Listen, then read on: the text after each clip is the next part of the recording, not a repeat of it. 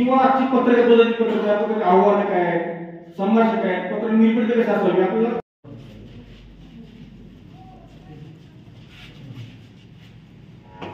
मान्यवरांच्या हस्ते प्रतिमा पूजन होत आहे। आचार्य बाळशास्त्री जांभेकर यांची जयंती, या जयंतीनिमित्त उपस्थित सोडे, नाना केसकर, शंकर गोगरे, रामा गवारे, हनुमंत मस्कूर, विजय मेयर, शहाजी चंदन शिवे, दत्ता नरोटे, समीर ओवाळ, पांडुरंग तोसर, संतोष शिंदे, रावसाहेब काळे, राहुल शिंदे, अलीम शेख, साजिद शेख, फारुख शेख, उत्तरेश्वर शिंदे, आप्पासाहेब शिंदे ज्येष्ठ पत्रकार। त्यानंतर सलग 25 वर्ष पत्रकारिता क्षेत्रामध्ये योगदान देणारे परांडा तालुक्यातील ज्येष्ठ पत्रकार आमचे मार्गदर्शक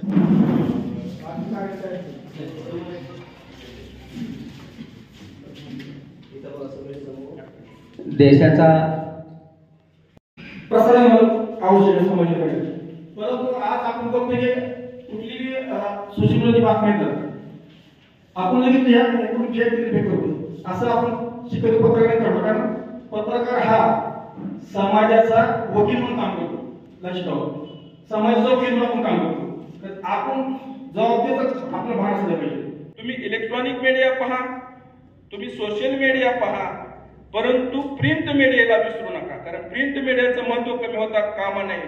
कारण पूर्वी असायचं हे जे वातावरण असायचं, बस स्टँडवर खूप मोठं असायचं, मोठमोठे स्टॉल असायचे। सकाळीच म्हणलं आज पत्रकार दिन आहे, इथून मी जात होतो तर अगदी थोडे थोडे पेपर, सकाळ थोडा, लोकमत थोडा, पुढारी, पुण्यनगरी, हे जे वास्तव आहे आताचं ते वाचनाच्या संस्कृतीतून बदलायला हवं आहे।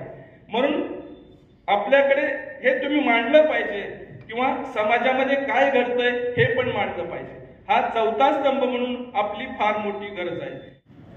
कार्यकारी मंडळ, विधिमंडळ आणि पत्रकारिता, पत्रकारितेचे योगदान आजच्या समाजातच नाही तर आपल्या स्वातंत्र्यपूर्व काळापासून या देशाच्या जडणघडणीमध्ये बुक करायचा आणि ट्रंकालची वाट पाहायची। मग ट्रंकाल लागला की फोनवरून बातमी तातडीची असेल तर सांगायची। त्यानंतर मग एक तार आलं, मला तार कार्ड मिळालं, तार कार्ड मिळालं। त्यात 2 पैशाला 1 शब्द अशा अल्पदरात ते 2 पाणी सुद्धा त्यात पाठवायचं।